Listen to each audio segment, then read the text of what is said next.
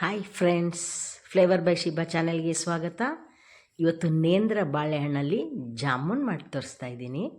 ನೇಂದ್ರ ಬಾಳೆಹಣ್ಣು ಜಾಮೂನ್ ಇದು ಹೇಗೆ ಮಾಡೋದು ಅಂತ ಹೇಳ್ಕೊಡ್ತೀನಿ. ಡೈಲಿ ನನ್ನ ವೀಡಿಯೋಸ್ನ ವಾಚ್ ಮಾಡ್ತಾಯಿರಿ, ಹಾಗೆ ಲೈಕ್ ಕೊಡಿ ಮತ್ತು ಟ್ರೈ ಮಾಡಿ ಮನೇಲಿ ಮಾಡೋದಕ್ಕೆ. ನೇಂದ್ರ ಬಾಳೆಹಣ್ಣು ಎಲ್ಲ ಬಾಳೆಹಣ್ಣಕ್ಕಿಂತ ಭಾಳ ಒಳ್ಳೆಯದು ಆರೋಗ್ಯಕ್ಕೆ. ಯಾವ ಥರ ಆದರೂ ಮಾಡ್ಕೊಂಡು ಅದನ್ನ ತಿನ್ಬೋದು, ಖುಷಿ ಅದು ತಿನ್ನುವಾಗ. ಈಸಿಯೆಸ್ಟ್ ಸ್ವೀಟ್ ಇದು. ಒಂದೇ ಒಂದು ಬಾಳೆಹಣ್ಣು ತೊಗೊಂಡಿದ್ದೀನಿ. ನೆನಪಲ್ಲಿ ಇಟ್ಕೊಳ್ಳಿ, ನೇಂದ್ರ ಬಾಳೆಹಣ್ಣು ಚೆನ್ನಾಗಿ ಹಣ್ಣಾಗಿರಬೇಕು, ಒಳಗಡೆ ಚೆನ್ನಾಗಿ ಹಣ್ಣಾಗಿರಬೇಕು, ಇಲ್ಲಾಂದರೆ ಅದಕ್ಕೆ ಅದು ಒಂದು ಹುಳಿ ಇದು ಟೇಸ್ಟ್ ಬಂದುಬಿಡುತ್ತೆ. ಹಣ್ಣಾಗಬೇಕು. ಹಣ್ಣಾಗಿರೋಂಥದ್ದನ್ನ ತೆಗೆದು ಈ ಥರ ರೌಂಡಾಗಿ ಕಟ್ ಮಾಡ್ಕೊಳ್ಳಿ. ಸಿಪ್ಪೆ ತೆಗೆದ್ಬಿಟ್ಟು ಒಂದು ಬಾಣಲಿ ಇಡಿ, ಅದಕ್ಕೆ 2 ಸ್ಪೂನ್ ತುಪ್ಪ ಇಡಿ. ತುಪ್ಪ ಹಾಕಿದ್ಮೇಲೆ ಆ ತುಪ್ಪ ಬಿಸಿ ಆಗ್ತದೆ ನೋಡಿ, ಆಗ ಎಷ್ಟು ಟೇಸ್ಟಿಯಾಗಿರುತ್ತೆ ಗೊತ್ತಾ. ಅಯ್ಯೋ, ಸುಮ್ಮನೆ ಬಾಳೆಹಣ್ಣು ತಿನ್ಬೋದು ಅಲ್ವಾ, ಆದ್ರೂ ಇದೊಂದು ಸ್ಪೆಷಲ್ಲಾಗಿ ಸ್ವೀಟ್ ಮಾಡ್ಕೊಂಡು ತಿನ್ನಿ. ಅವಾಗ ಅದ್ರ ರುಚಿ ಬೇರೆ, ಅದ್ರ ಖುಷಿನೇ ಬೇರೆ ಇರುತ್ತೆ. ಎಲ್ಲ ಈಗ ಕಟ್ ಮಾಡಿದಂಥ ಬಾಳೆಹಣ್ಣಂಗೆ ಸುತ್ತ ಇಟ್ಕೊಂಡು 2 ಸೈಡು ಫ್ರೈ ಮಾಡ್ಕೊಳ್ಳಿ.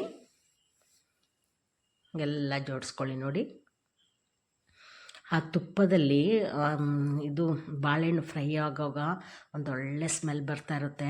ಆಮೇಲೆ ಅದು ಇನ್ನೂ ಒಂಚೂರು ಸಾಫ್ಟ್ ಆಗುತ್ತೆ. ಈ ಬಾಳೆಹಣ್ಣು ನಾನೀಗ ಮಾಡ್ತಿದ್ದೀನಲ್ಲ, ಅದಕ್ಕಿಂತ ಹಣ್ಣಾಗಿದ್ರೂ ಇನ್ನೂ ಟೇಸ್ಟಿಯಾಗಿ ಬರುತ್ತೆ. ಸೊ ಇನ್ನೂ ಸಾಫ್ಟಾಗಿರುತ್ತೆ ಒಂಥರ. ಆಯಿತಾ, ಇದನ್ನೆಲ್ಲ ಉಲ್ಟಾ ಮಾಡ್ಕೊಳ್ಳಿ. ಎಲ್ಲ ಒಂದು ರೌಂಡ್ ಉಲ್ಟಾ ಮಾಡಿಕೊಂಡ್ರೆ 2 ಸೈಡು ಬೆಂದಂಗೆ ಆಗುತ್ತೆ ಬಾಳೆಹಣ್ಣು. ಅದು ತುಪ್ಪದಲ್ಲಿ ಬೆಂದಂಗೆ ಆಗುತ್ತೆ, ಜೊತೆಗೆ ಆ ಫ್ರೈ ಆದ್ರೂ ಅದರದ್ದೇ ಒಂದು ಟೇಸ್ಟ್ ಇರುತ್ತೆ.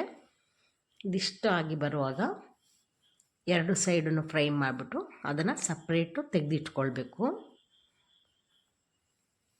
ಆಯಿತಾ, ನೋಡಿ ಹಿಂಗೆ ಫ್ರೈ ಆಗುತ್ತಲ್ಲ.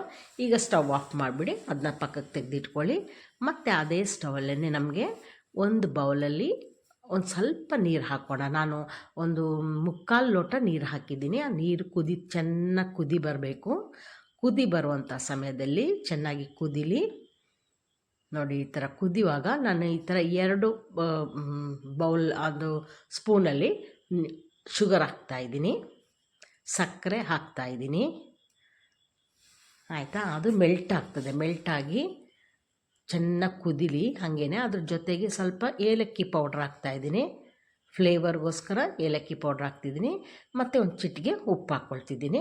ಅದಷ್ಟು ಚೆನ್ನಾಗಿ ಕುದೀಲಿ. ನಮಗೆ ಪಾಕ ಏನು ಬರೋದು ಬೇಡ, ಅದು ಚೆನ್ನಾಗಿ ಕುದ್ರೆ ಸಾಕು. ಕುದೀತಾ ಇರುತ್ತೆ ನೋಡಿ.